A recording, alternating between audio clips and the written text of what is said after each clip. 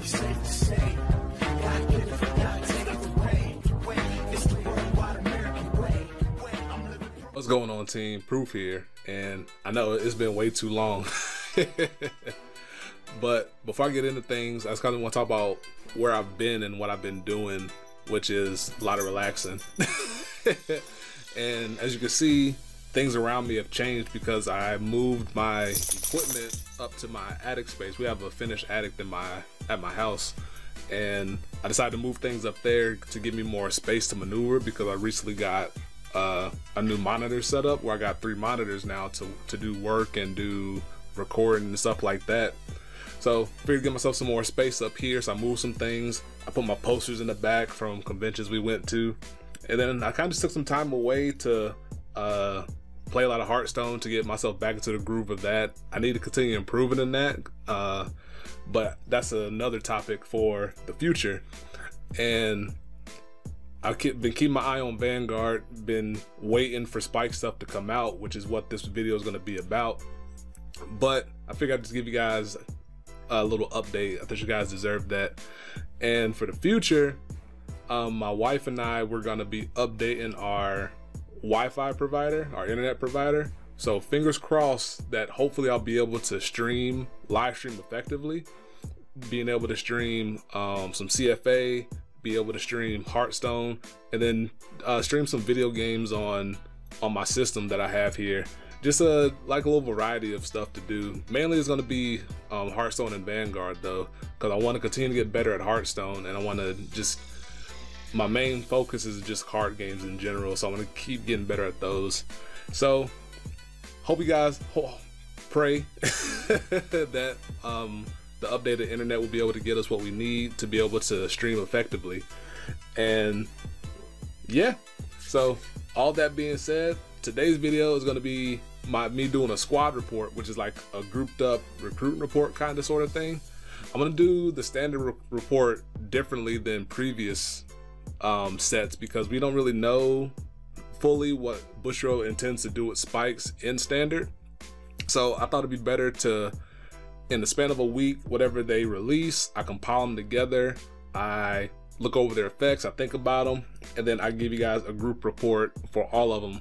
And then once we know everything, I'll go through each thing individually and talk about how I feel it could fit into standard, and then how it could fit into premium for people that are interested in premium. Excuse me. For me personally, my primary focus is likely going to be on standard because I like the idea of playing the standardized game. I am going to make some videos for premium though, just to see what spikes can do with the new stuff. I'm excited to see that as well. But I feel the shift's going to be more towards standard, and I want to follow suit there and see how things go.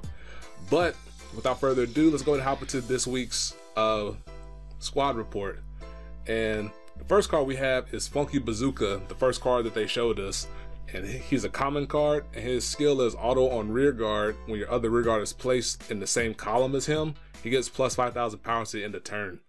And this kind of hints at the idea that Bushiroad is going to do more with aggressive call-in during the battle phase. But as you're going to see with the subsequent stuff, it doesn't seem to be going that route. It is nice to be able to have him on board and then get the free +5. However, you're not going to get much use out of him against Kagero, which seems to be one of the top decks in standard right now. And then of course in premium, there's going to be a whole lot of different things that are going to remove him. So this is definitely going to be a more standard focus card than premium. And I don't know exactly how well having him, I don't see how he's going to fit towards the tail end of our support, because as of now, I think it's going to be falling on the more weaker side of things. But of course, having a 10k shield buff having the 10k shield, which is the more standardized shield mark, is really good for him. And next we have Fierce Leader Zachary, my boy coming back. I have a real soft spot for Zachary. I would often try to make decks work with Zachary, even though I know in the long term it wasn't going to be really good. Just because I really wanted to draw cards with spikes, and Zachary was one of the effective ways to do that. So now he comes back in the 8K form, which in standard isn't so bad because spikes being force means you can place him on a force circle for an 18,000 attack, which is pretty darn good because it, against everything, it forces at least 10,000 shield because the base values max at 13,000 right now, and so being 18,000 definitely forces at least 10k shield from your opponent's hand. But as for his skill, he is auto on rear guard when he's placed from hand. Counterblast 1. If you do, look at the top card, and then you can call it to rear guard circle, and at the end of the turn, put it into your soul. So this is Spikes' weird way of plussing, because we can call him, and then we can get we effectively draw a card and then place it right down onto the board, and then we're able to get some use out of it. And then at the end of the turn, it goes into your soul, which feeds into any future soul blast costs that may come out in standard cards. I think it's a really strong card, and I think it's going to make the cut as being at the very least a 2 of, but I can see a world where it could be a 4 of once the set is all fleshed out because of what it can do with some of the future cards that we got, which I'm going to get into in a little bit. So I'm excited to see Zachary come back in standard, and I'm excited to play with him. And then the boy is back, Wonder Bread. Wonder Boy, our old AK Vanilla got revamped, and he got bigger and better. He's leaping over guards and just doing things. Doesn't look quite Ice Shield like as he used to, but that's all well and good. His skill is auto on rear guard when he's placed. You can put a card other than grade 1 from your drop zone to the bottom of your deck, and if you do, he gets +5 until the end of turn. And then auto while he's on rear guard at the beginning of your main phase, you can put him into your soul and search for a Wonder Boy and call it to rear guard circle, and then shuffle, of course.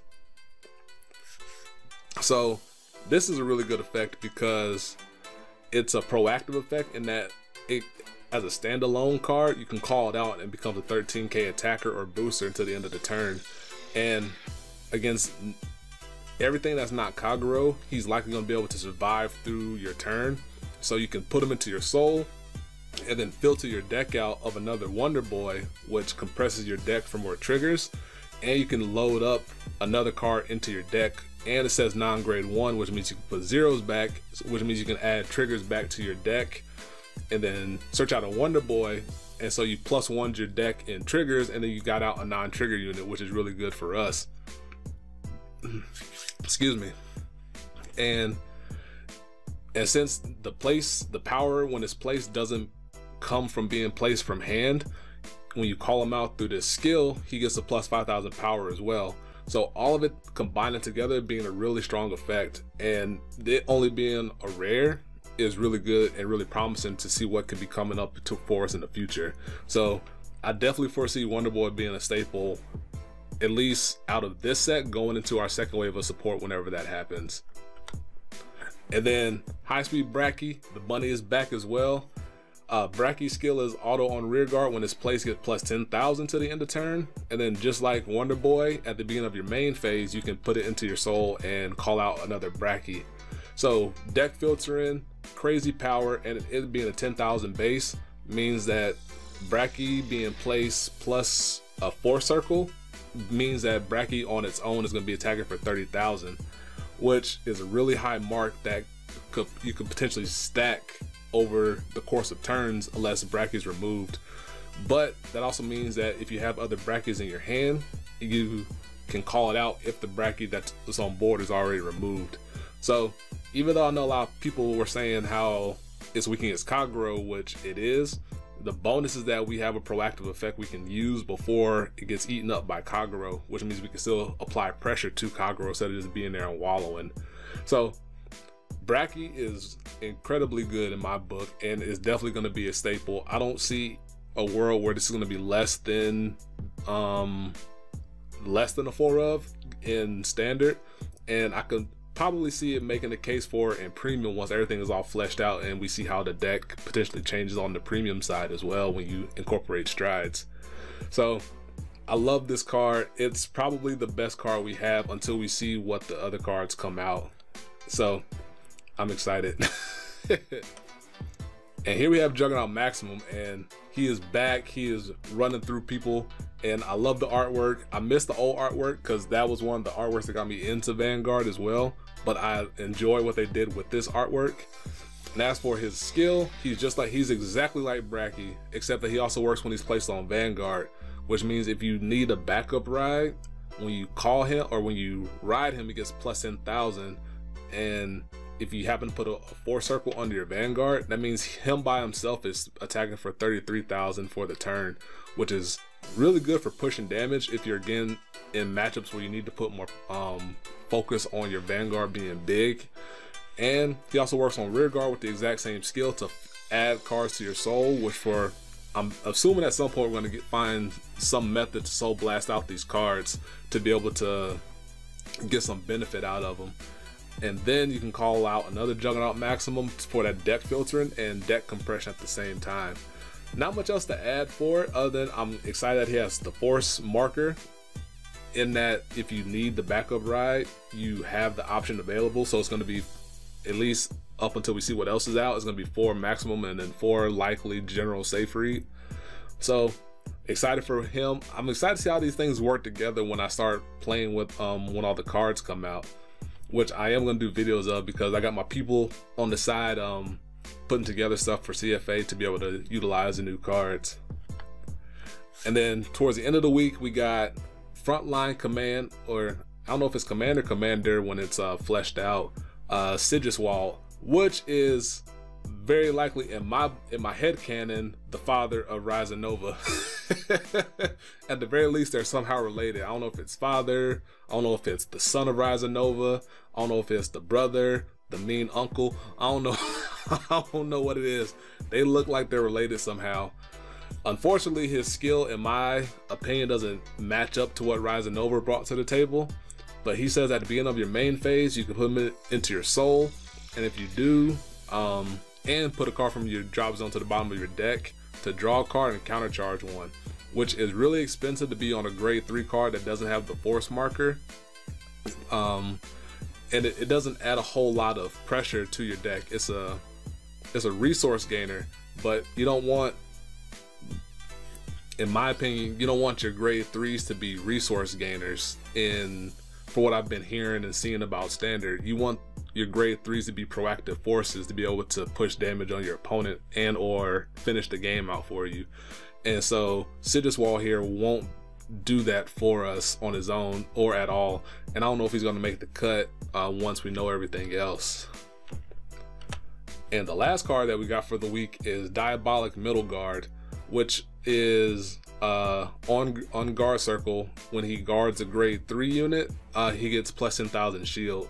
So kind of a strange card to see for spikes if you're thinking about how spikes have traditionally been. But since spikes are going to be a force clan, that means they're going to have a mix of offense and defensive cards. So I appreciate that we're seeing such a big guard coming out already for spikes, and being a 15,000 shield either from hand or when you intercept with it is really good. And it's a 9k, so you can be able to utilize it during the portion of the game where you need it to, and then get it out the way. I could see a world where it might be a 2 of, but I don't know if it's going to be, I don't know if the guard is enough to warrant to cut out some of the other pieces we're going to have when it comes to Zachary and Brakki being likely 4 and 4. That means you got to have 3 to 4 spots left, and I don't know if middle guard here is going to make that cut. So that kind of wraps up the first week of Spike stuff coming out. Spike hype is in full effect, and I'm glad that I took the break now so I can definitely appreciate the full effect of Spike hype. So I hope you guys missed me. I hope you guys enjoyed the little video that I put together yesterday. It was really fun to put together.